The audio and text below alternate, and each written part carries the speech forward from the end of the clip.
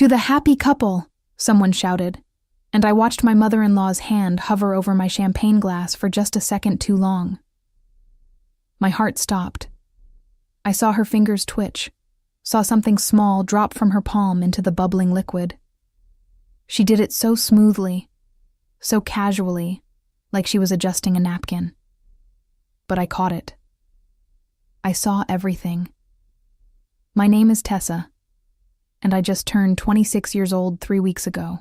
Today was supposed to be the best day of my life, my wedding day in Columbus, Ohio. The reception hall was beautiful, decorated with white roses and twinkling lights, exactly how I had imagined it. My new husband, Ethan, was across the room laughing with his college friends, completely oblivious to what his mother had just done. And there I was, sitting at the head table, staring at my poisoned champagne glass while everyone around me prepared for the toast. My mother-in-law, Diane, had never liked me. From the moment Ethan brought me home 2 years ago, she made it clear I wasn't good enough for her precious son. I worked as a kindergarten teacher, which apparently wasn't impressive enough. She wanted him to marry someone from their country club, someone with a trust fund and a last name that opened doors. Instead, he chose me, a girl who grew up in a 2-bedroom apartment and paid her own way through college. Diane had done everything she could to break us up. She called me at work to criticize my hair, my clothes, my career choices.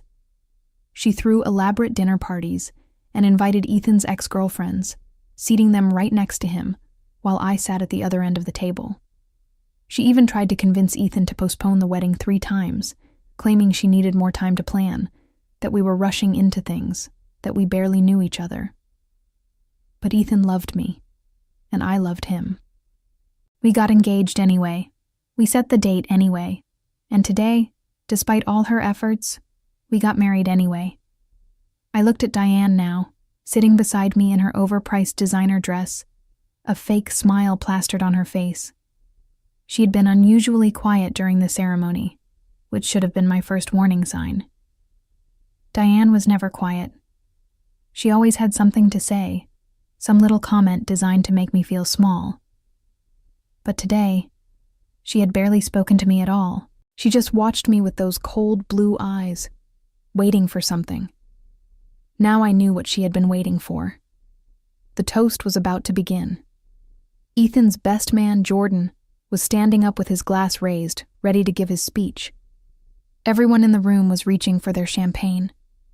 I could feel my hands shaking as I stared at my glass, the one Diane had just tampered with. Whatever she had put in there, it wasn't anything good. My mind raced.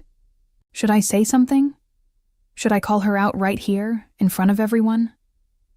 But what if I was wrong? What if I had imagined it? What if it was just a piece of lint or a crumb from the appetizers? I would look crazy. Diane would deny everything, and I would be the paranoid bride who accused her mother-in-law of poisoning her on her wedding day. No, I couldn't risk it. But I also couldn't drink from that glass. So I did the only thing I could think of. While Diane was looking away, greeting someone at the next table, I quickly switched our glasses. Hers had been sitting right next to mine, identical in every way. Same champagne, same amount, same delicate crystal stem. I moved them so fast, so smoothly, that no one noticed. 1 second, my poisoned glass was in front of me. The next second, it was in front of her. My heart was pounding so hard I thought everyone could hear it. I grabbed the glass that was now in front of me, her original glass, and held it tight, trying to look calm. Diane turned back around and picked up what she thought was her own champagne without even glancing at it. Jordan started his speech. He talked about how he and Ethan had been friends since high school, how he had never seen Ethan happier than he was with me, how he knew we were going to have an amazing life together. Everyone laughed at his jokes, wiped away tears at the sweet parts, and when he finally raised his glass for the toast, the entire room stood up. "To Tessa and Ethan," Jordan said. "To Tessa and Ethan," everyone echoed. I watched Diane bring the glass to her lips. I watched her take a long sip, draining nearly half of it in one gulp. And then I took a tiny sip from my own glass, the one that had been hers, and tried not to think about what might have happened if I hadn't switched them. The toast ended. People sat back down. The music started playing again. Diane set her glass down and smiled at me, that same fake smile she had been wearing all day. I smiled back. And I waited. The first 20 minutes after the toast were completely normal. Diane sat beside me, picking at her salmon, making small talk with the guests at our table. She complimented the flowers, said something about the band being acceptable, and asked me if I had remembered to send thank you cards to her side of the family yet. I nodded and gave short answers, all while watching her carefully. Nothing seemed different. She looked fine. Maybe I really had imagined the whole thing. Maybe it was just lint, or maybe she had been reaching for something else, and I had misread the situation. I started to feel ridiculous for switching the glasses at all.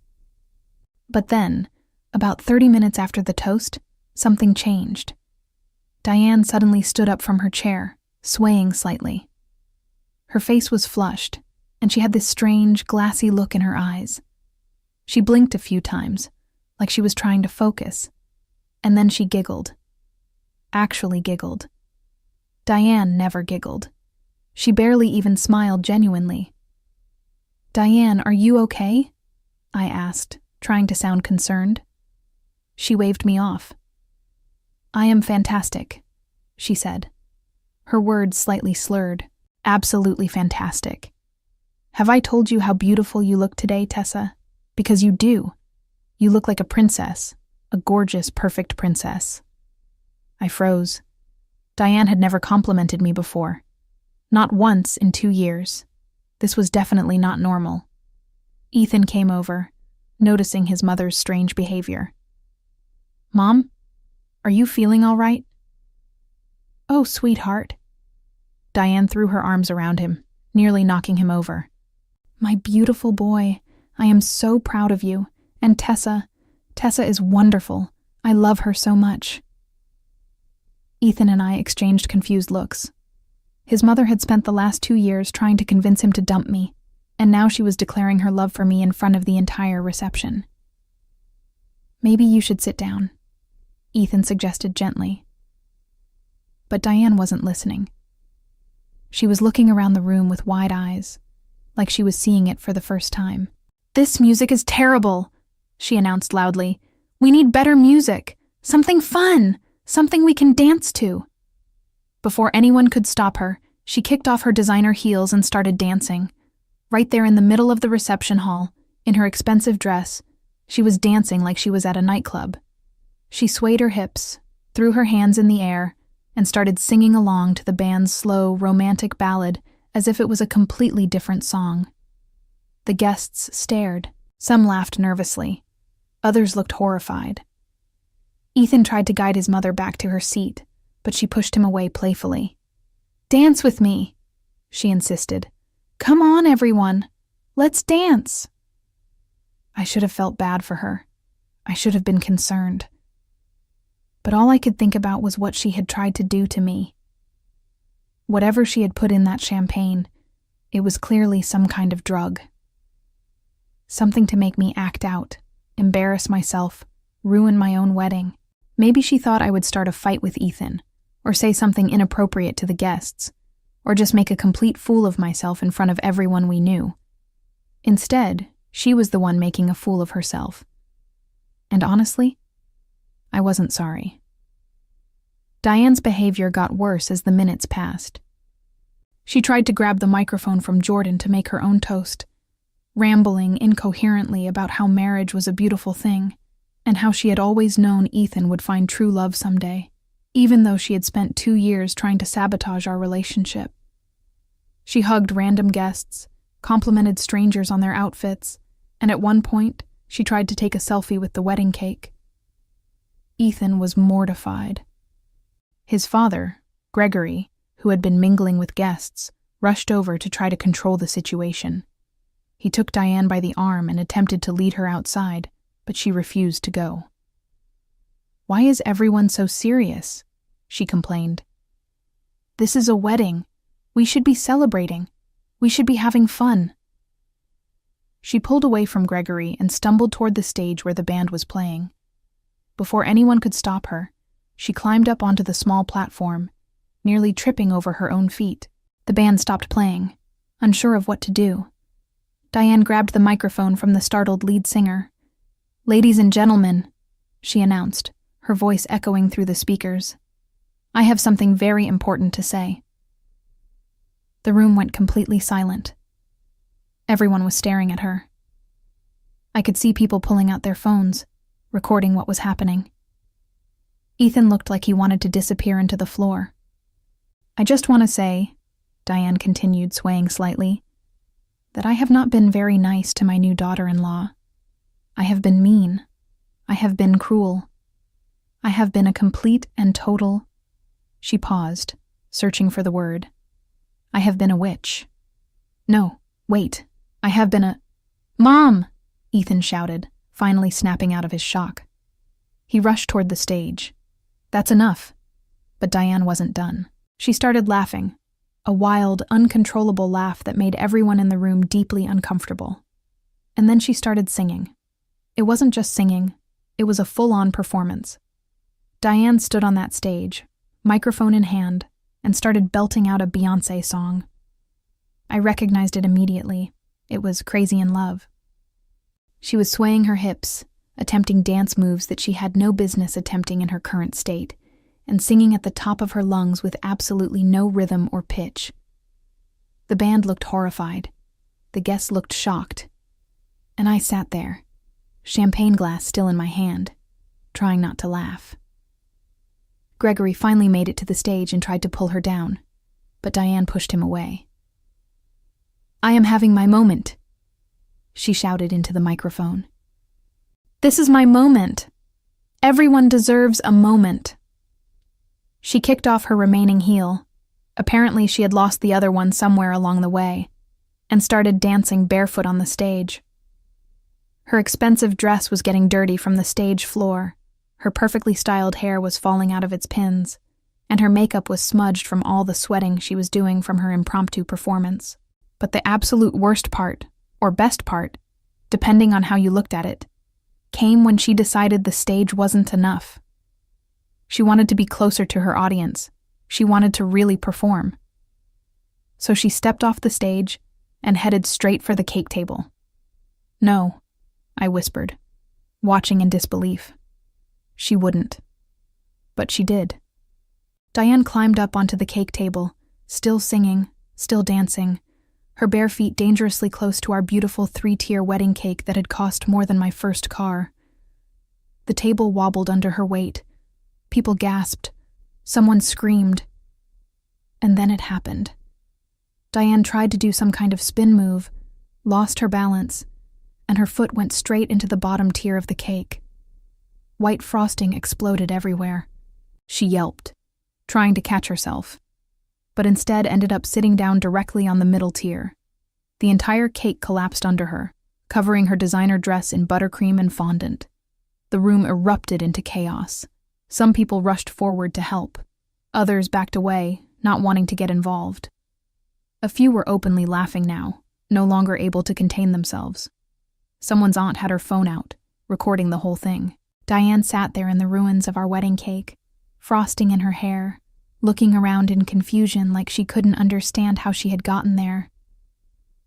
"I was just dancing," she said, her words still slurred. "I was just having fun." Ethan finally reached his mother and helped pull her out of the cake. She was covered head to toe in white frosting, pieces of cake clinging to her dress and her hair. She looked like she had been in a food fight.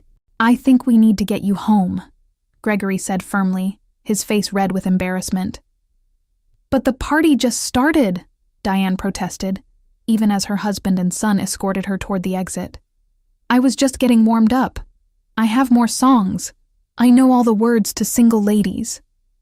As they led her away, she turned back to wave at the guests. "Thank you, everyone. You've been a wonderful audience. Don't forget to tip your servers." And then she was gone, leaving behind a destroyed cake table and a reception hall full of stunned guests who would definitely be talking about this wedding for years to come. The moment the door closed behind them, the room exploded with chatter. Everyone was talking at once, trying to make sense of what had just happened. Was she drunk? Was she on drugs? Had she completely lost her mind? I sat there, still holding my champagne glass, and tried to process everything. Part of me felt vindicated. Diane had gotten exactly what she had intended for me. But another part of me felt strangely guilty, like maybe I should have just called her out from the beginning instead of switching the glasses. One of my bridesmaids, Sophia, came over and sat beside me. "Are you okay?" she asked quietly. I nodded. "I think so." "That was insane," Sophia said, shaking her head. "I have never seen anything like that in my entire life. What do you think happened to her?" I hesitated. Should I tell her the truth?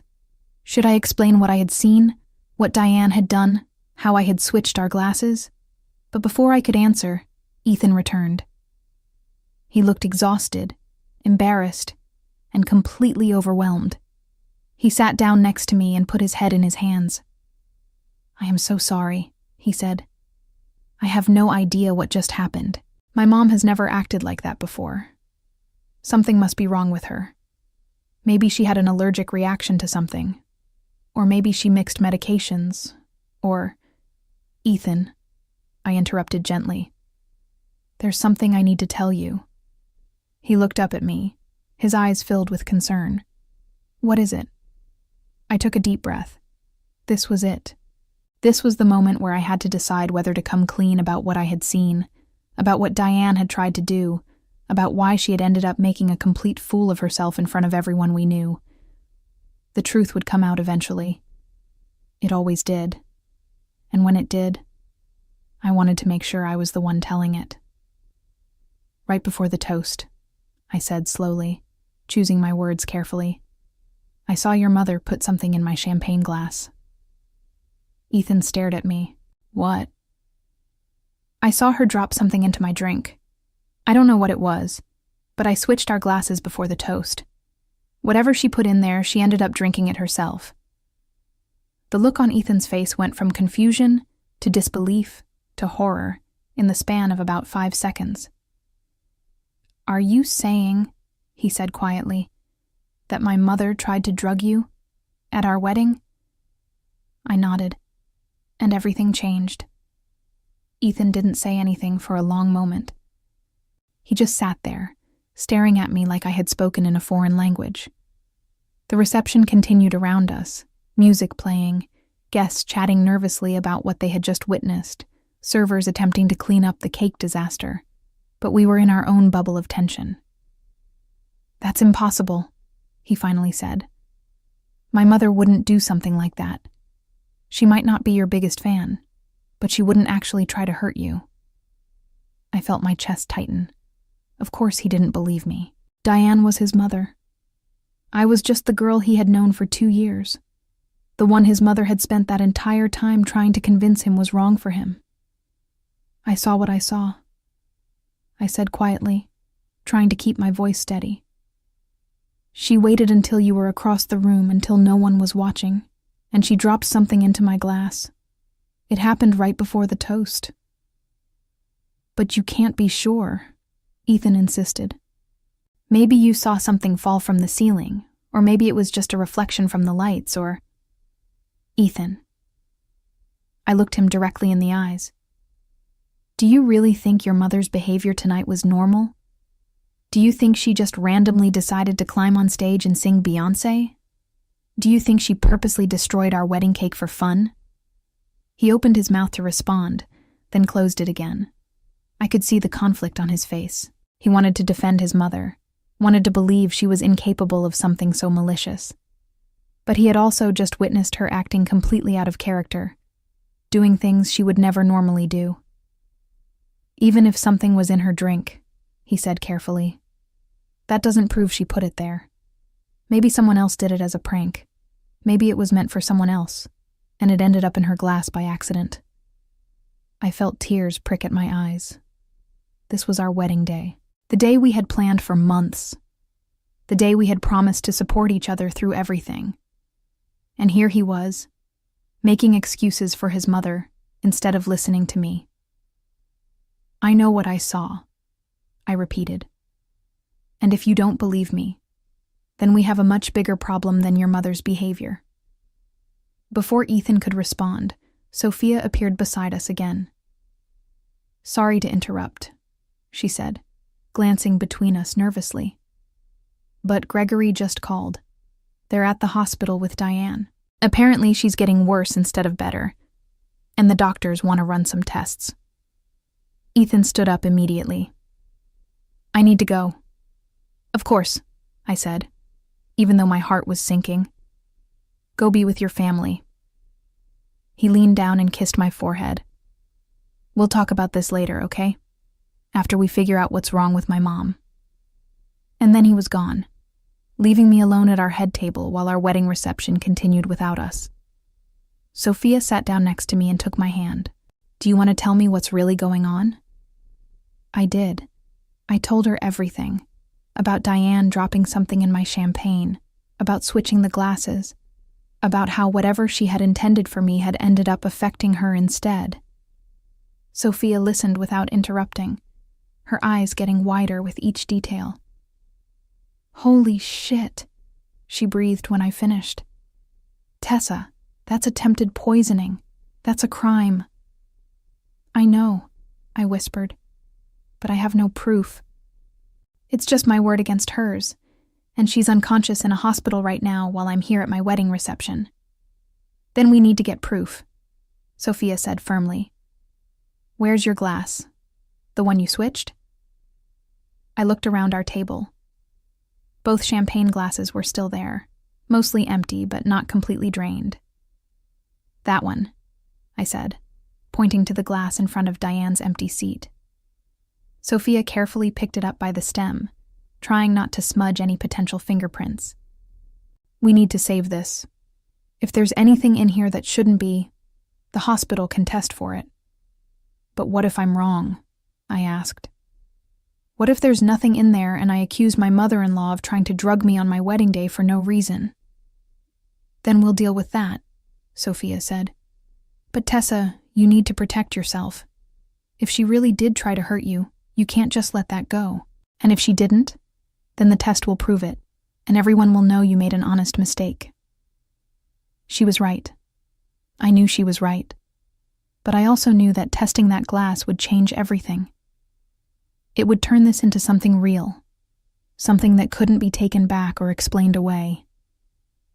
It would force Ethan to choose between believing his mother and believing me. And I wasn't sure I was ready for that choice. Let me hold on to this, Sophia said, wrapping the glass carefully in a napkin. You don't have to do anything with it right now.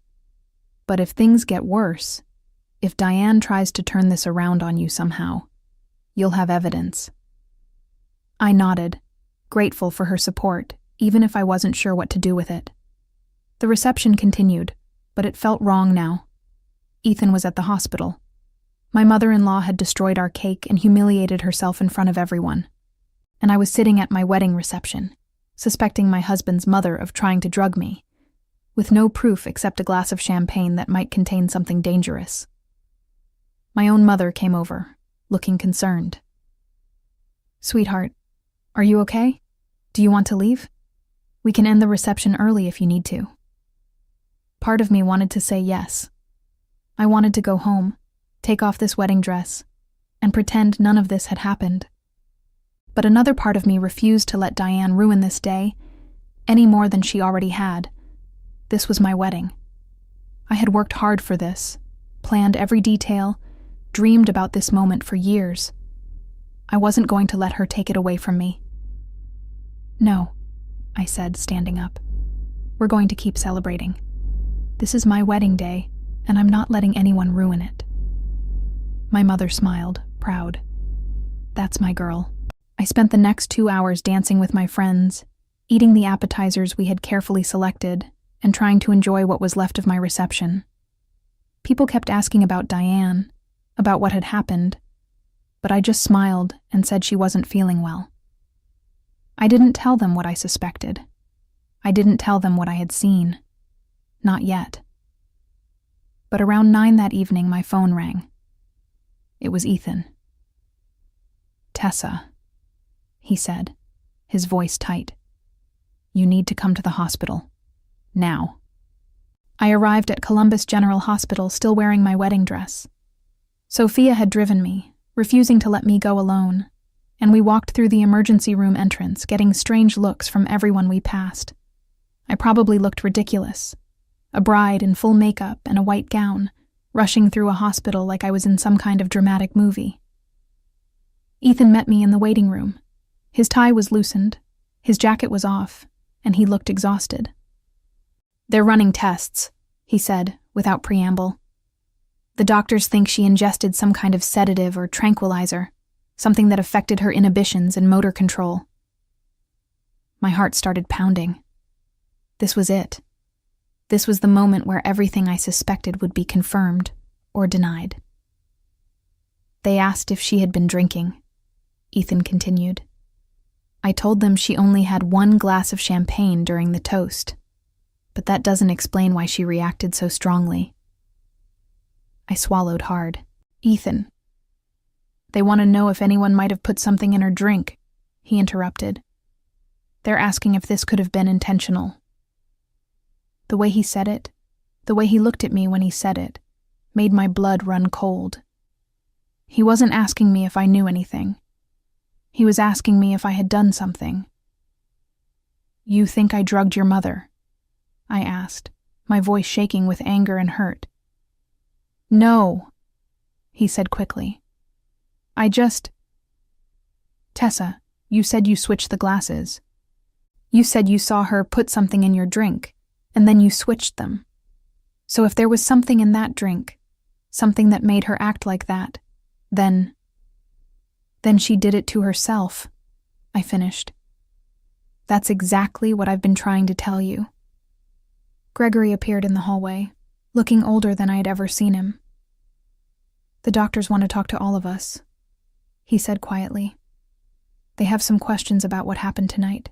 We followed him to a small consultation room where a doctor in blue scrubs was waiting.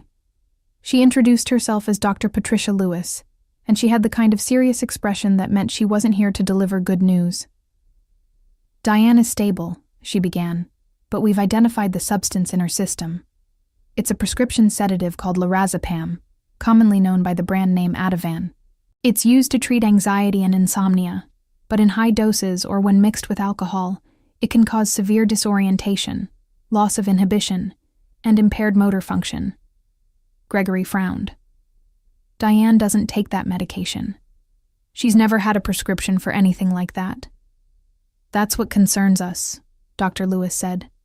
"This wasn't a therapeutic dose. This was significantly more than would be prescribed, which suggests it wasn't taken voluntarily or wasn't intended for her." There was a heavy silence in the room. I could feel all 3 of them looking at me, even though no one said anything directly.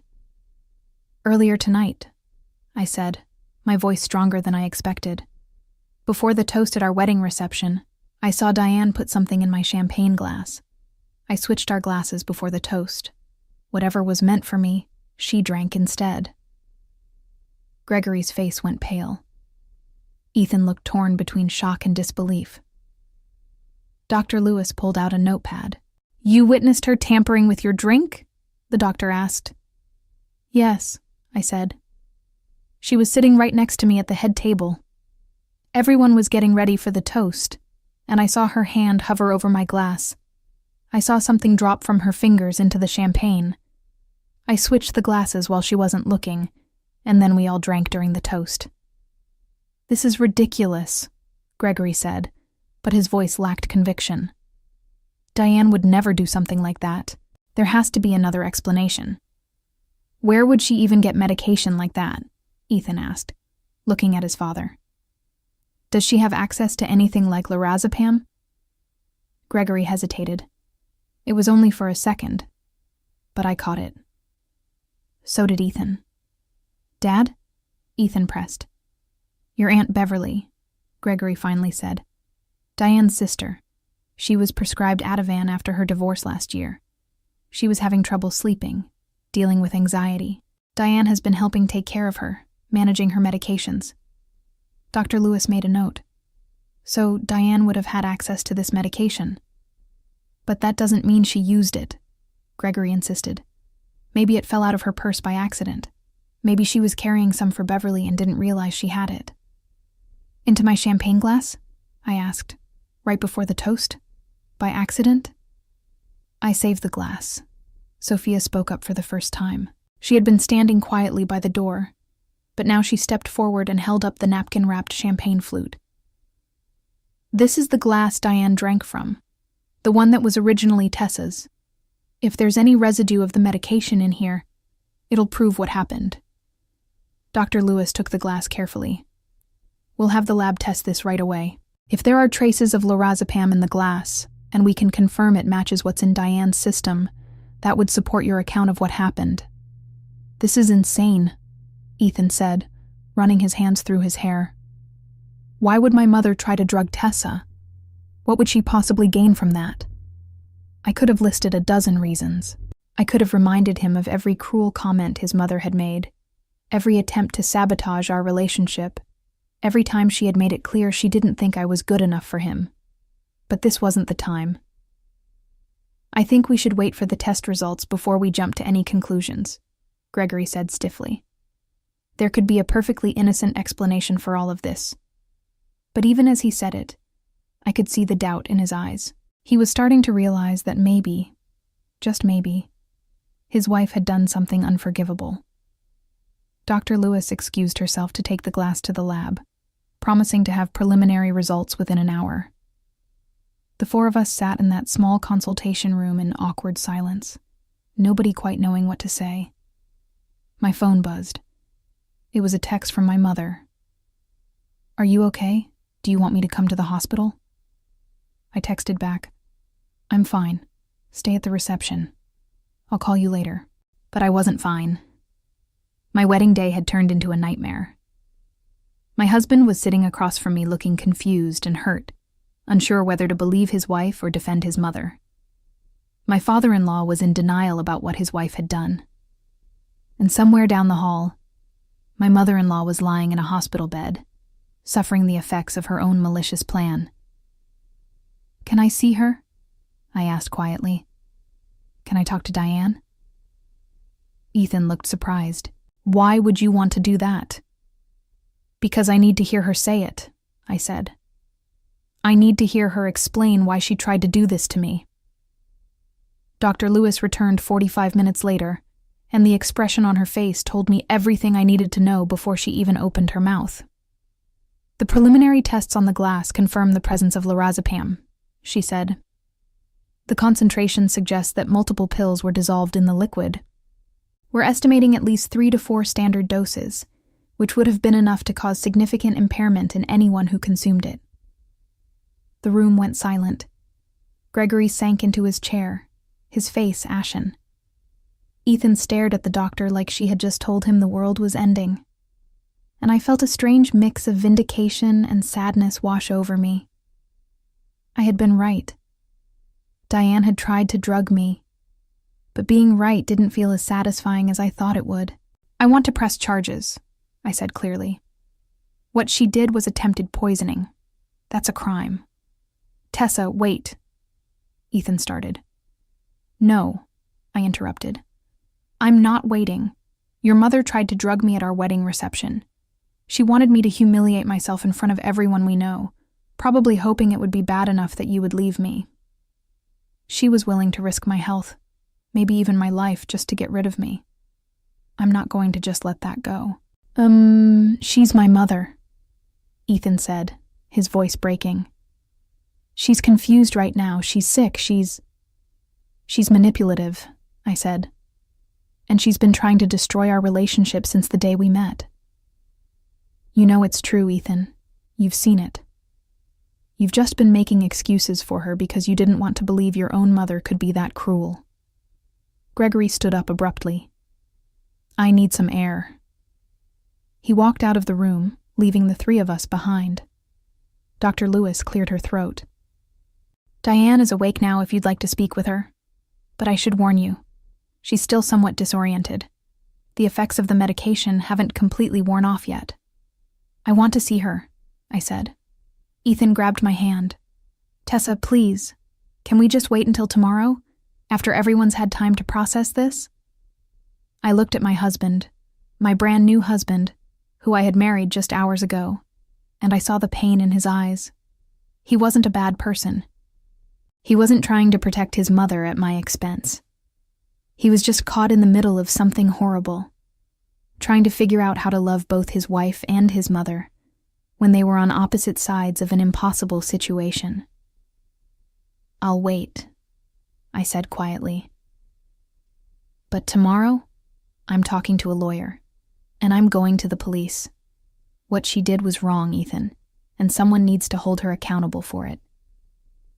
He nodded slowly, tears forming in his eyes. I know.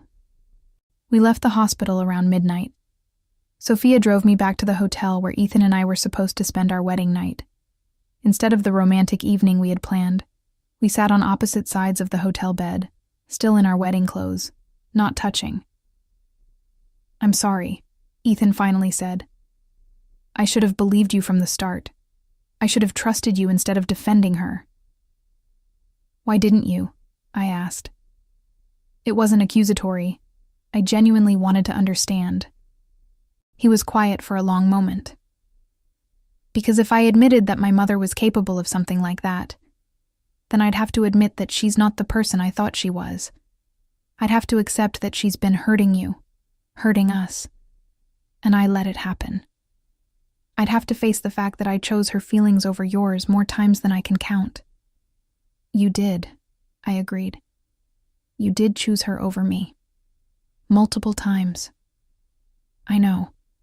He looked at me, really looked at me, like he was seeing me clearly for the first time. And I'm going to spend the rest of my life making up for that, if you'll let me. I wanted to say yes immediately.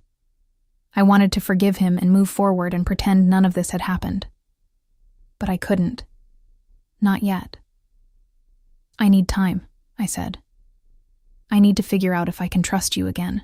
If I can trust that the next time something happens with your mother, you'll stand by me instead of making excuses for her. That's fair, he said quietly. We fell asleep that night, without touching. The space between us on the bed, feeling like an ocean. The next morning, I woke up to a text from Sophia. You need to see this. She had sent me a link to a video. I clicked on it, and my heart sank.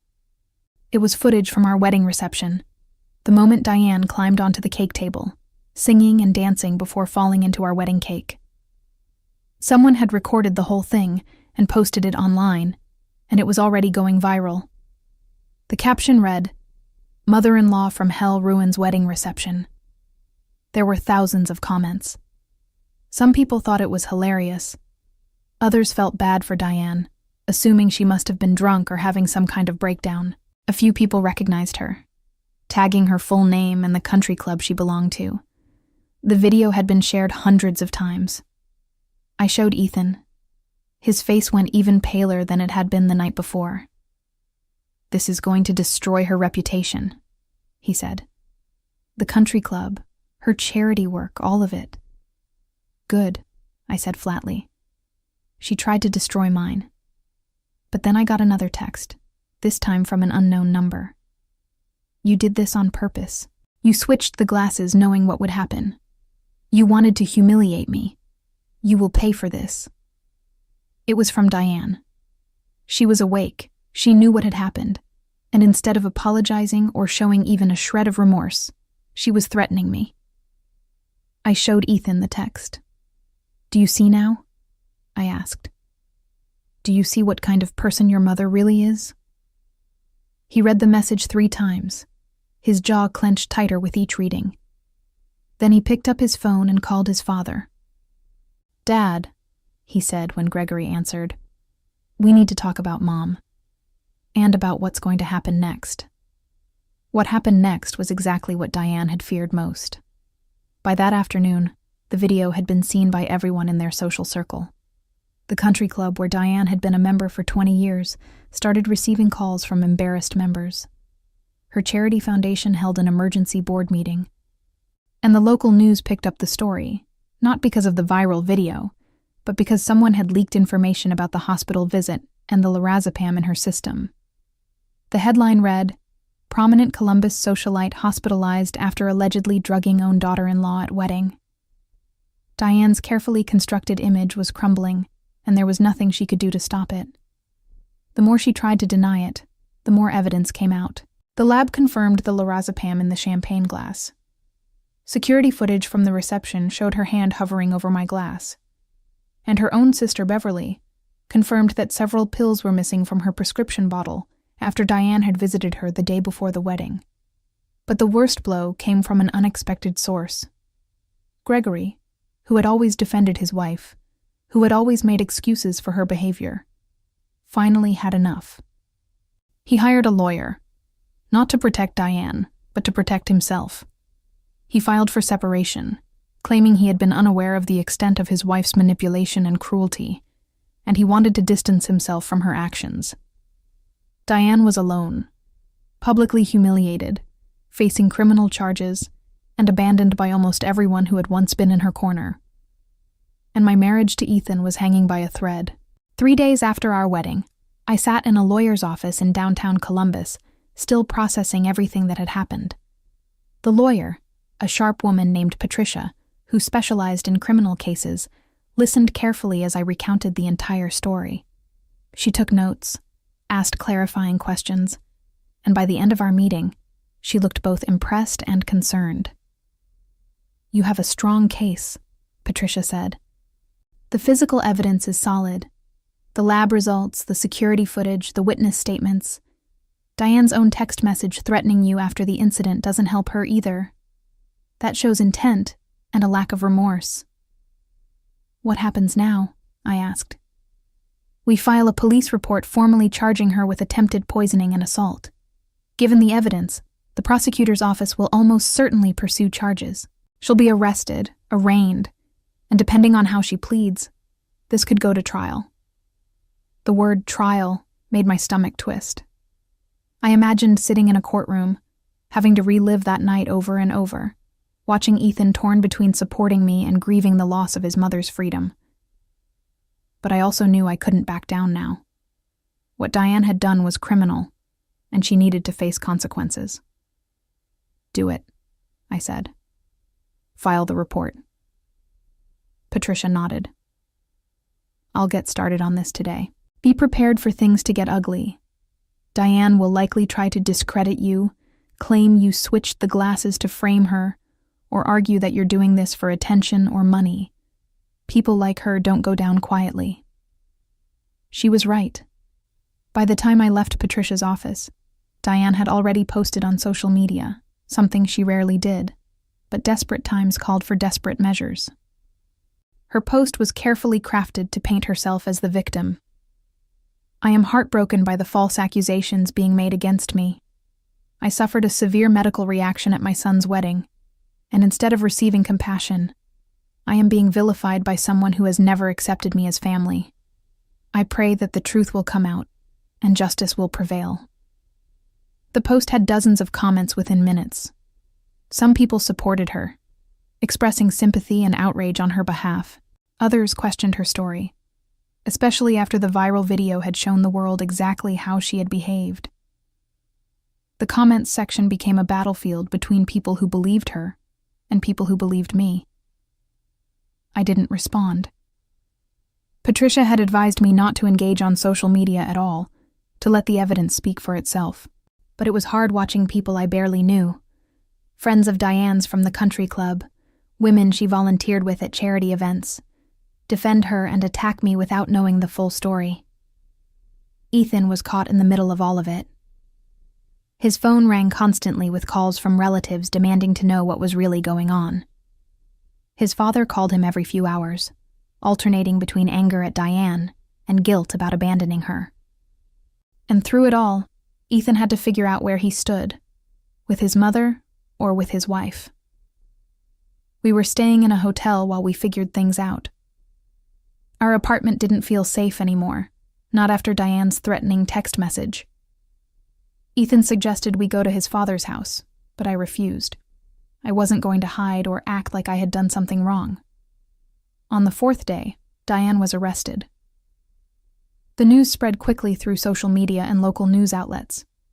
There were photos of her being led out of her house in handcuffs, her face hidden behind oversized sunglasses, her expensive clothes wrinkled like she had been sleeping in them. She looked nothing like the polished, put-together woman who had always judged me for not being good enough. The arraignment was scheduled for the following week. Patricia assured me I wouldn't have to attend, but I wanted to be there. I wanted Diane to see me sitting in that courtroom, calm and composed, while she faced the consequences of what she had tried to do. Ethan asked if he could come with me. I told him yes, but I also told him he needed to make a choice about where his loyalty lay. I wasn't going to force him to choose between his mother and me, but I also wasn't going to stay in a marriage where I came second to someone who had tried to poison me. "I choose you," he said quietly. "I should have chosen you from the beginning. I should have seen what she was doing, should have protected you instead of making excuses for her. I'm choosing you now, Tessa, even if it means losing my relationship with my mother." I wanted to believe him. Part of me did believe him, but another part of me was still hurt, still angry that it had taken something this extreme for him to finally stand up to Diane. "Actions matter more than words," I told him. "Show me you mean it." The arraignment arrived. The courtroom was smaller than I expected, sterile and cold. Diane sat at the defense table with her lawyer, a slick-looking man in an expensive suit who kept whispering in her ear. She didn't look at me when I entered, but I could feel her awareness of my presence. The prosecutor presented the charges: attempted poisoning, assault, and reckless endangerment. Diane pleaded not guilty, her voice steady, but her hands shaking as she gripped the edge of the table. The judge set bail at $50,000 and scheduled a preliminary hearing for 3 weeks later. Diane's lawyer argued that she wasn't a flight risk, that she had deep roots in the community, that she had never been in trouble before. The judge agreed to release her on bail with the condition that she have no contact with me whatsoever. As Diane stood to leave, she finally looked at me. The hatred in her eyes was unmistakable. The preliminary hearing was where everything fell apart for Diane. Patricia had warned me this would happen, that once all the evidence was laid out in a formal setting, Diane's carefully constructed defense would crumble. But I hadn't expected it to happen so spectacularly. The prosecutor presented the lab results showing the lorazepam in both the champagne glass and in Diane's blood work. They showed the security footage from the reception, zoomed in and enhanced to clearly show Diane's hand hovering over my glass, her fingers opening, something small dropping into the liquid. They presented Beverly's testimony about the missing pills from her prescription bottle. They even had testimony from several wedding guests who had witnessed Diane's bizarre behavior and could confirm it was completely out of character. Diane's lawyer tried to argue that the footage was inconclusive, that Beverly could have miscounted her pills, that Diane's behavior could have been caused by an undiagnosed medical condition. But with each argument, the prosecutor had a counterpoint backed by solid evidence. Then came Diane's own text message to me, the one where she had accused me of switching the glasses on purpose and threatened that I would pay for this. The prosecutor pointed out that this message proved Diane knew exactly what had happened, that something had been in that glass, and it was only meant for me. If she was truly innocent, the prosecutor argued, why would she send a threatening message to the victim? Why would she acknowledge that the glasses had been switched? An innocent person would have been confused, would have asked what happened, would have expressed concern for their daughter-in-law's safety. Instead, she immediately blamed the victim and made threats. I watched Diane's face as the prosecutor spoke. She tried to maintain her composure, tried to look calm and collected, but I could see the cracks forming. Her jaw was clenched so tight I thought her teeth might break. Her hands were fisted in her lap. And when the judge asked if she had anything to say, she made a critical mistake. She spoke.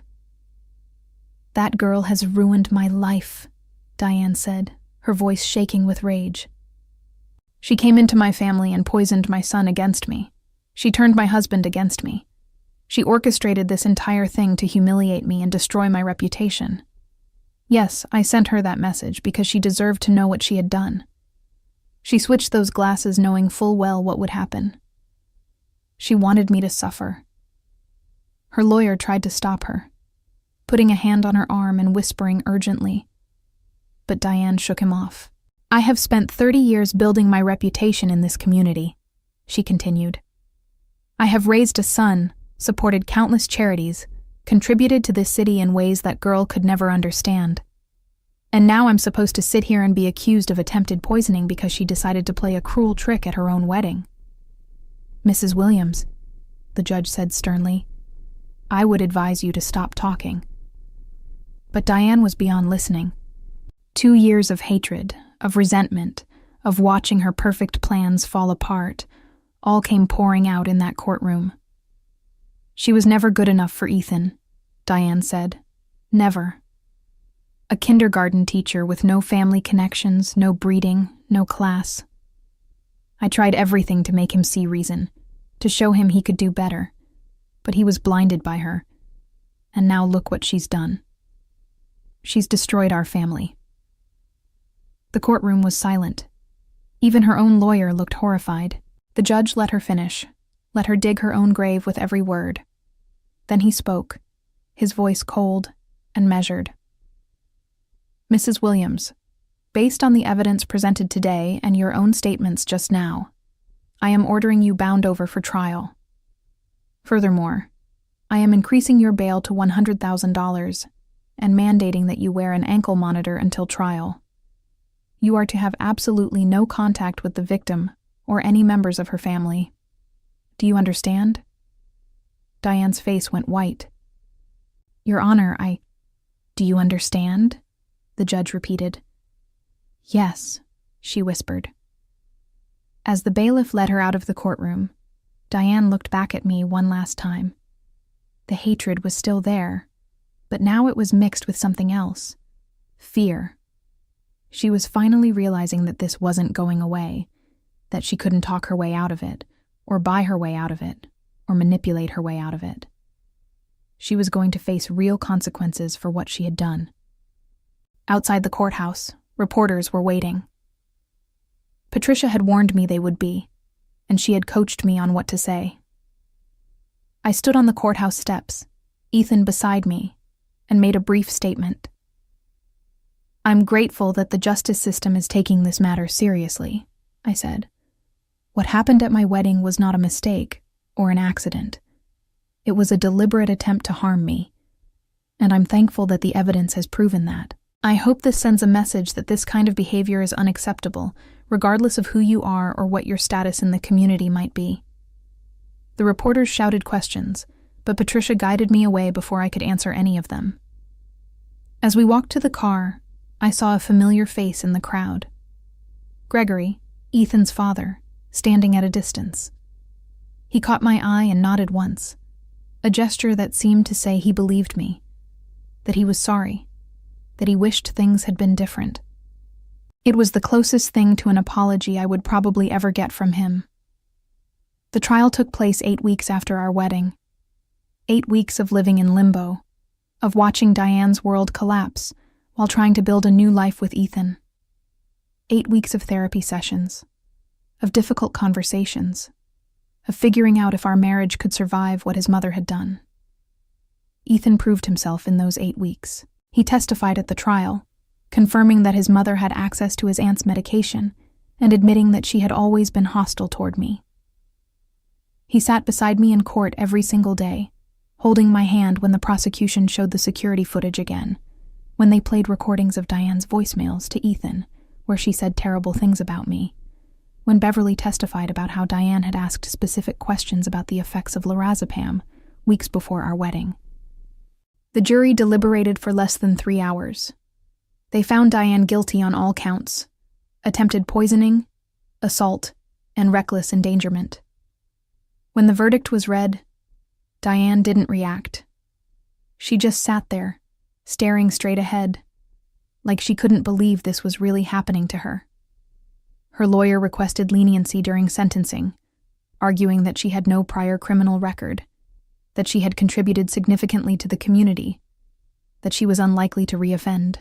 The judge was not moved. "Mrs. Williams," he said during sentencing, "you attempted to drug your own daughter-in-law at her wedding reception. You showed no remorse when confronted with your actions. You attempted to shift blame onto the victim and threatened her safety. Your status in the community and your charitable work do not excuse what you did. In fact, they make it worse, because you used your position and privilege to believe you were above consequences." He sentenced her to 3 years in prison, with the possibility of parole after 18 months. He also ordered her to pay restitution for our destroyed wedding cake, our hospital bills, and my legal fees. The amount came to nearly $40,000. Diane was led out of the courtroom in handcuffs for the second time. This time, she didn't look back at me. She kept her eyes forward, her chin up, trying to maintain some shred of dignity, even as her entire world crumbled around her. The country club revoked her membership. The charity foundation she had worked with for 15 years removed her from their board and scrubbed her name from their website. Friends who had defended her initially began to distance themselves once the guilty verdict came in. Her social media accounts went silent, then disappeared entirely. Gregory finalized their divorce while she was awaiting sentencing. He sold their house, the one where Ethan had grown up, the one filled with memories of family dinners and holiday celebrations, and moved into a smaller condo across town. He reached out to me once after the trial, apologizing for not seeing sooner what kind of person Diane had become. I accepted his apology, though things between us would never be easy. Ethan struggled the most. He had lost his mother, not to death, but to her own actions. He had to reconcile the woman who had raised him with the woman who had tried to poison his wife. Some days were harder than others. Some days he was angry at her. Some days he grieved for the relationship they would never have again. And some days, he just felt numb. But through it all, he stood by me. He went to therapy, worked on understanding why he had enabled his mother's behavior for so long, and made a conscious effort to build a marriage based on trust and mutual support rather than obligation and guilt. We eventually moved to a different city, wanting a fresh start away from the memories and the gossip and the weight of everything that had happened. We found a small house in Akron, about 2 hours north of Columbus, and started building a life that was truly ours. The viral video of Diane singing Beyoncé and falling into our wedding cake still surfaces online occasionally, usually with captions like "Karma is real," or "When you try to ruin someone's wedding and end up ruining your own life." I don't watch it anymore. I don't need to. The memory of that night, both the horror and the strange satisfaction of watching her suffer the consequences of her own cruelty, is permanently etched in my mind. Diane served her full sentence. She was released from prison after 3 years with no early parole, having failed to demonstrate sufficient remorse or rehabilitation. She moved to a different state, trying to rebuild her life away from the shame and notoriety she had created for herself. Last I heard, she was living in a small apartment in Florida, working as a receptionist at a medical clinic, a far cry from her former life of luxury and social prominence. As for Ethan and me, we celebrated our 5th anniversary last month. We have a 2-year-old daughter named Sophie, and another baby on the way. Our life isn't perfect, but it's ours, built on honesty and trust, and the knowledge that we chose each other, even when that choice was painful. Sometimes I think about that moment at our wedding reception, watching Diane's hand hover over my champagne glass, making the split-second decision to switch them. It wasn't revenge I was seeking in that moment. It was self-preservation. But what followed, the spectacular unraveling of her carefully constructed life, felt like the universe delivering justice in the most poetic way possible. I learned something important through all of this. You don't always need to actively seek revenge against people who try to hurt you. Sometimes you just need to step aside and let them destroy themselves.